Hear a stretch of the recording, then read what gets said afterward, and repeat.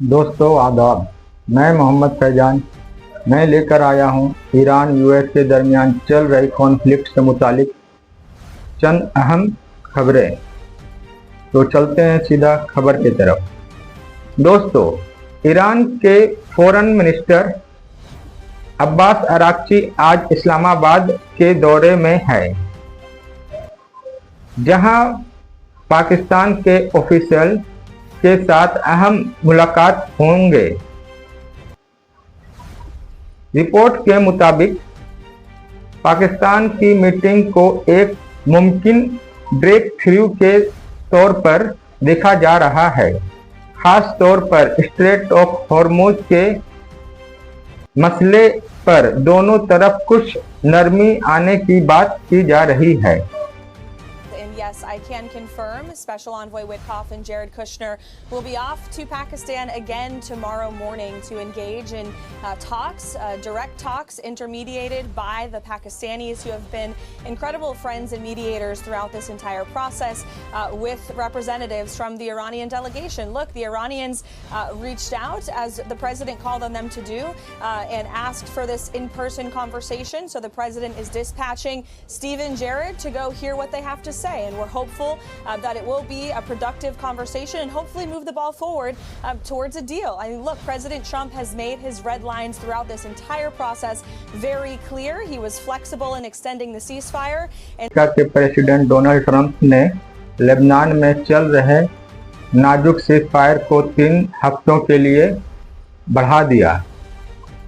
Donald Trump ने Iran के हवाले से भी सख्त बयान दिया। उनका कहना है कि यूएस पर ईरान के साथ जंग खत्म करने का कोई प्रेशर नहीं है, लेकिन ईरान के पास वक्त कम है। उन्होंने सोशल मीडिया पर लिखा, मेरे पास पूरा वक्त है, लेकिन ईरान के पास वक्त नहीं, वक्त खत्म हो रहा है। ईरान के लिए कहा जा रहा है। लेकिन मैं बता दूं कि डोनाल्ड ट्रंप जो सख्त बयान दे रहे हैं वो बिल्कुल अपोजिट है। ये वक्त यूएस के पास नहीं है। वो ऐसे के अमेरिका के मिसाइल स्टॉक पर ईरान वार का बुरा असर पड़ा है। फरवरी 2026 से शुरू होने वाली ईरान के खिलाफ जंग में यूएस ने अब तक 1100 से ज़्यादा लॉन्ग रेंज मिसाइल फायर कर दिए। इनमें टोमाहोक क्रूज मिसाइल भी शामिल है। इस वजह से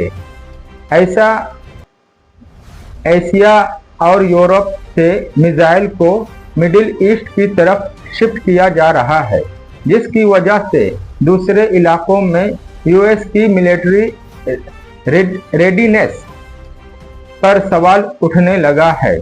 अल जजीरा के मुताबिक इस मिसाइल को दोबारा बढ़ाने में कई साल लग सकते हैं, क्योंकि प्रोडक्शन महंगी और लिमिटेड है। इस बीच मिडिल ईस्ट में टेंशन और बढ़ गई है। अमेरिका ने अपनी तीसरी aircraft carrier USS George H.W. Bush को भी भेज दिया है, जो पहले से मौजूद यूएसएस गेराल्ड आर फोर्ड और यूएसएस अब्राहम लिंकन के साथ मिलकर एक बड़ी नेवल पावर बना रही है। डोनाल्ड ट्रंप ने एक सख्त बयान देते हुए कहा है कि यूएस नेवी को ऑर्डर दिया गया है कि अगर कोई ईरानियन बोर्ड समुंदर में माइंस लगाते नजर आए तो उसे शूट एंड किल कर दिया जाए। ट्रंप ने यह भी कहा कि यूएस नेवी अब इस एरिया में माइंस हटाने के काम और तेज कर रहे हैं, ताकि शिपिंग को सेफ बनाया जा सके। दूसरी तरफ ईरान ने वाजे कर दिया है कि वो किसी भी हमले का जवाब देगा और अपनी हिफाजत करेंगे। दोनों मुल्कों के दरमियान तनाव लगातार बढ़ता जा रहा है। इसी दौरान दूसरी तरफ ईरान ने भी अपनी पोजीशन मजबूत कर ली है और कुछ फॉरेन कार्गो शिप को रोक लिया है।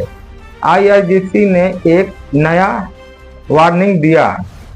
रिपोर्ट्स के मुताबिक IRGC ने कहा है कि वो पर्शियन गल्फ में मौजूद अंडर सी इंटरनेट केबल को नुकसान पहुंचा सकता है। ये वो केबल है जो दुनिया का बहुत बड़ा इंटरनेट डेटा कैरी करता है।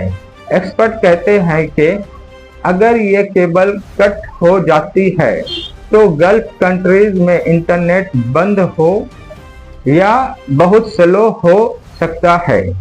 इसका असर सिर्फ मिडिल ईस्ट तक नहीं बल्कि एशिया और यूरोप तक भी पड़ सकता है। दोनों तरफ से एक्शन के बाद सिचुएशन काफी टेंस हो चुकी है। इस टेंशन का सीधा असर ऑयल मार्केट पर पड़ रहा है। इंटरनेशनल मार्केट में क्रूड ऑयल की कीमत $106 पर बैरल से ऊपर चली गई है। दोस्तों, ये जंग की वजह से दुनिया भर में फूड क्राइसिस बढ़ गई है। अल जजीरा की रिपोर्ट्स के मुताबिक 2025 में ग्लोबल हंगर और मेल न्यूट्रिशन में इजाफा देखा गया है। Global report on food crisis 2026 कहता है कि दुनिया के 47 मुल्कों में तकरीबन 266 मिलियन लोग शदीद भूख का शिकार हो रहे हैं। ये 2016 के मुकाबले में लगभग 2 गुना ज्यादा है। रिपोर्ट के मुताबिक भूख की सबसे बड़ी वजह जंग और तशद्दुद है।